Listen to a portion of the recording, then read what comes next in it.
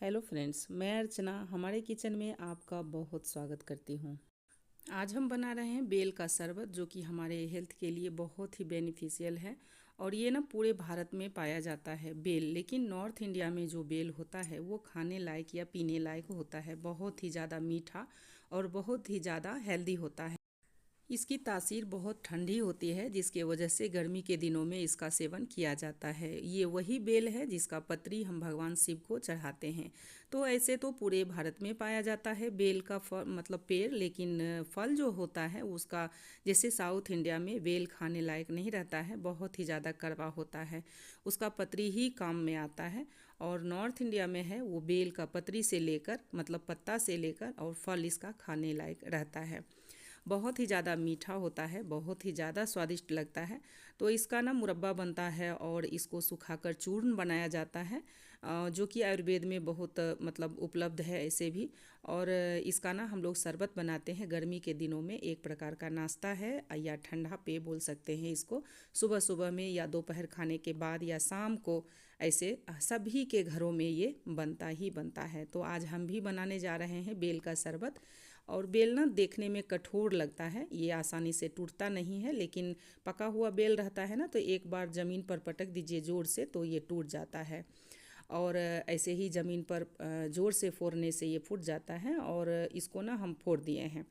ऐसे तो एक बड़ा वाला बेल था, तो जैसे ही बेल मतलब पेड़ से गिरता है ना पक के, तो वो ज़मीन पर गिरता है तो अपने आप टूट जाता है। लेकिन वही था, इसमें मिट्टी, धूल मिट्टी लगी हुई थी। इसको अच्छी तरह से हम धो लिए हैं और उसको फोड़ दिए हैं। और एक छोटा बेल था, उसको भी, वो भी उसको फोड़ कर और उसका हम गूदा, यानी कि उसका जो पल्प है वो निकाल लिए हैं। तो निकालने में भी पल्प ज़्यादा मेहनत नहीं लगता है। एक चम्मच की सहायता से आप इसको आसानी से निकाल सकते हैं। तो इसी तरह हम बेल का सारा पल्प जो है उसको हम निकाल लिए हैं। अब ये होता है थोड़ा सा लापसी जैसा, मतलब ये लसलसा जैसा होता है। इसको ना ऐसे भी आप खा सकते हैं, बहुत ही ज़्यादा फ़ायदेमंद है इसका बेल। मतलब इसका जो बीज होता है वो सबसे अमृत के समान होता है, जिसे बोला भी जाता है बेल का एक बीज अमृत के समान होता है। तो इसको अच्छी तरह से इसका पल्प निकालने के लिए हमारा हाथ तो साफ़ ही है, इसको हाथ से ही मसरना पड़ता है। थोड़ा सा पानी मिला दिए हैं और हाथ की सहायता से इसको मसर मसर कर इसका हम पल्प अलग कर लेते हैं। और ये आप पर डिपेंड करता है, गाढ़ा या पतला जैसा भी पीना चाहते हैं, जिसको जैसा पसंद होता है वो ऐसा पीता है। तो अभी हम इसका पल्प क्या करेंगे, इसमें ढेर सारा रफेज रहता है, इसी के वजह से हमारा पेट साफ़ रहता है, खून को साफ़ रखता है, हमारा बीपी कंट्रोल रहता है। ना जाने कितने बीमारी का ये इलाज है बेल। और ये बेल तो दवाई के रूप में भी खा सकते हैं। और जिनके घरों में बेल उपलब्ध है, जिनके घर में पेड़ है, वो तो उनका तो बात ही अलग है। ऐसे भी एक चम्मच इसका काफ़ी हो जाता है खाने से। तो एक ना मतलब रेयर पाया जाता है कि हज़ारों में एक पेशेंट ऐसा होता है जिसको कि गैस बनता है ये बेल से। ऐसे तो गैस बनता नहीं है, लेकिन किसी किसी का शरीर का अलग तासीर रहती है, तो उनको गैस बनता है। तो जिनको गैस बनता है ना, वो इसका पल्प का सेवन करें, तो उससे गैस नहीं बनता है। और ये तो हो गई ऐसे बात मतलब बेल की। और बेल का पल्प भी खा सकते हैं और ऐसे मेरे तरह शरबत भी बनाकर पी सकते हैं। अब शरबत में चीनी डालना है या नहीं वो आपके टेस्ट पर डिपेंड करता है। जिसको मीठा पीना पसंद है वो थोड़ा सा चीनी डाल सकते हैं, और जिनको फीका, मतलब ठीक ठाक रहता है ऐसे मीठा में, ये ऑलरेडी मीठा रहता है, तो इसको बिना चीनी का मेरे तरह बना सकते हैं। तो हम अभी चीनी नहीं डाले हैं। और इसका ना हम अलग कर लिए थे, इसका जो रफेज है वो। और इसमें भी थोड़ा बहुत रह जाता है पल्प, उसको भी थोड़ा सा पानी मिलाकर और अच्छी तरह से मसर कर, और उसका जो बाकी पल्प बचा हुआ है उसमें से मतलब अच्छी तरह से मसर मसर कर निकाल लेते हैं।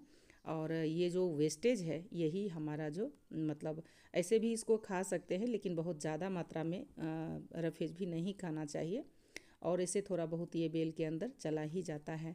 तो फिर से इसको हम एक बार छान लेते हैं छन्नी से छानने से ये पीने लायक हो जाता है। ऐसे भी बिना छाने भी आप पी सकते हैं, इसमें कोई भी किसी प्रकार की दिक्कत नहीं आती है। ऐसा नहीं कि इसका बीज मतलब नुकसान करता है या इसका जो रेशा है वो नुकसान करता है।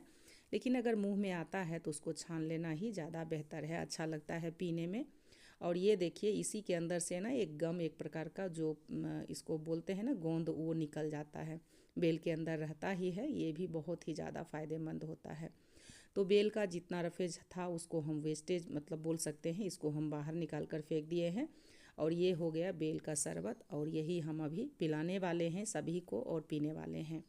तो उम्मीद करते हैं ये बेल का शरबत आपको बनाना एकदम आसान सा लगता है, आसान ही है और पसंद भी आया होगा। अगर पसंद आता है तो मेरे चैनल को अभी तक सब्सक्राइब नहीं किए हैं तो सब्सक्राइब कर दीजिए और लाइक भी कर दीजिए ये शरबत को, और शेयर भी कर दीजिए ताकि जिनको मालूम नहीं है बेल का शरबत होता है या मतलब कैसे बनाया जाता है, उनके लिए बनाना आसान हो जाए। और मुझे सपोर्ट करने के लिए यूं ही आप मेरे साथ बने रहिए।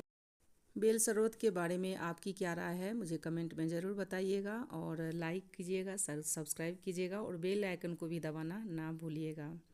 Thank you.